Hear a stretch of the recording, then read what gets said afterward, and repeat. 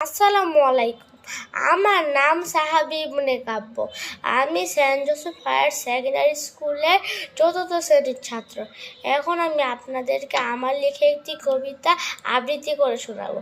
কবিতাটির নাম হচ্ছে মায়ের ভাষা। কবিতাটি হলো, বাংলা আমার মায়ের ভাষা, প্রাণের ভাষা ভাই। এই ভাষাতে শান্তি আমার সুখ যে খুঁজে পাই। এই ভাষাতে চলন বলন সবই হয়েছে তাই। তাই তো আমি বলতে পারি, বাংলা আমার মধুর ভাষা, ত্রিভুবনে নাই। এই ভাষাতে হয়েছে সৃষ্টি রবীন্দ্র নজরুল। পারো কি ভাই বলতে পারো, আছে কোন জাতি ভাষার জন্য ধরছে জীবন বাজি। এই ভাষার জন্য শহীদ রফিক, সালাম, বরকত, জব্বার, শফিউর সহ নাম না জানার কত বাঙালি।